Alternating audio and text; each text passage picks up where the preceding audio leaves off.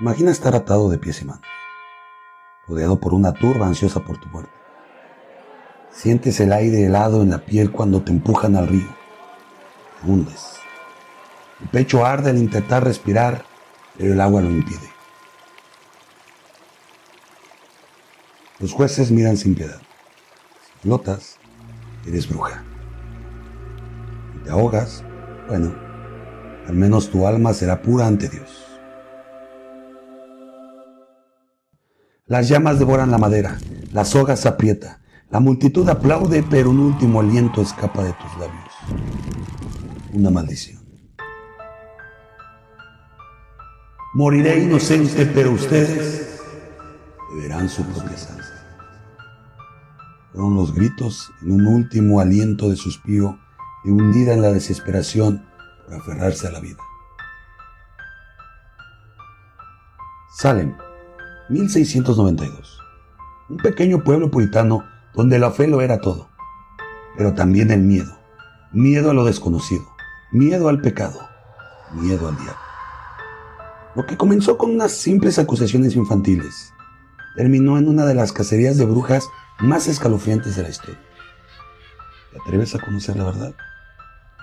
Antes de comenzar con la historia, no olviden suscribirse, activar la campanita, dejar su like, comentar y compartir. Eso me ayudaría muchísimo. Mi nombre es Rafael Elcir Enríquez y esto es El Baúl del Misterio.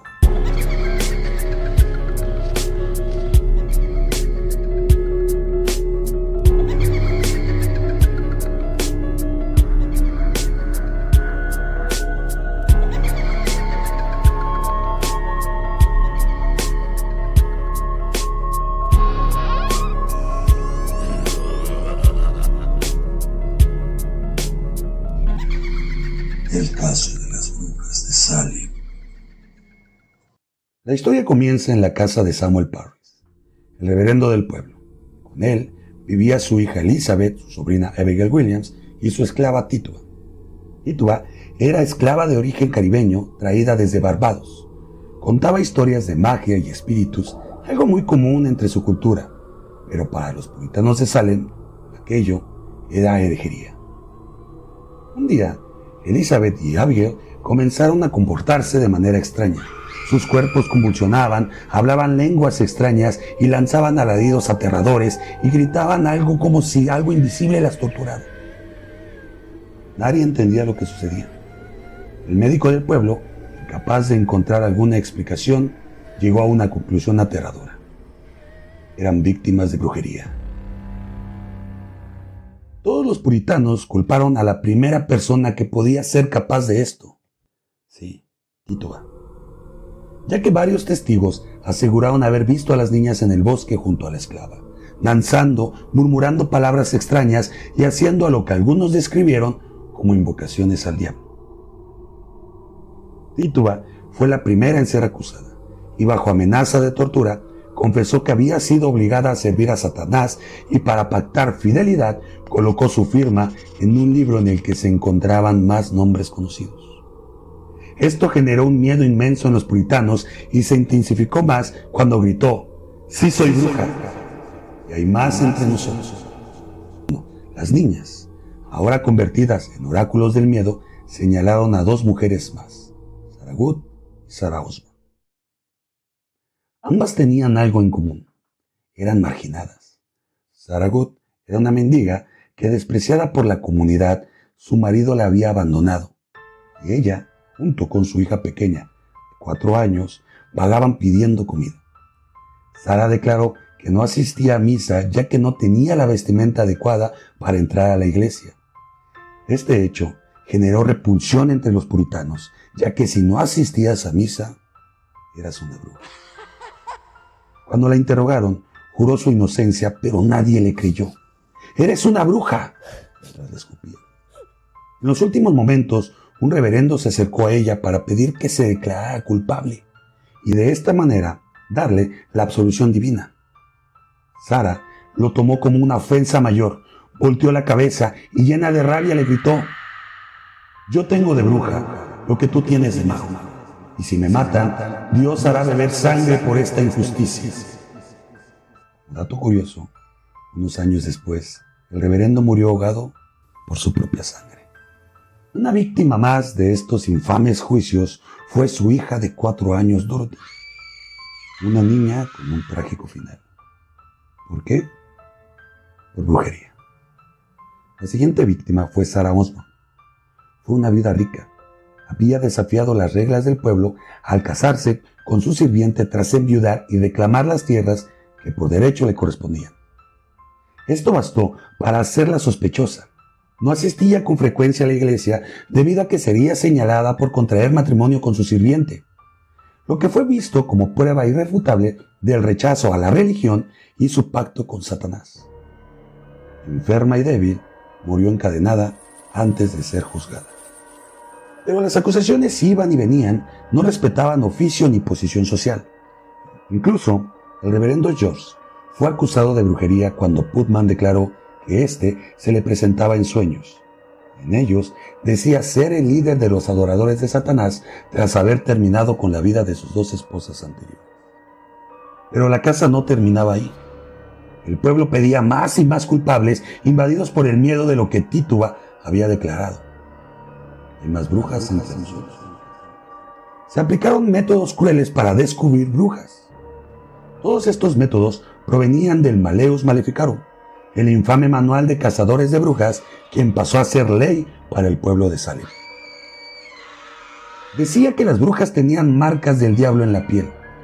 Una verruga, una cicatriz, cualquier imperfección bastaba. Incluso este libro decía lo siguiente: si negabas ser bruja, eras una bruja. Si tenías animales en casa, en especial gatos negros, eras una bruja. Si tenías ollas o velas, era sinónimo de ser una bruja.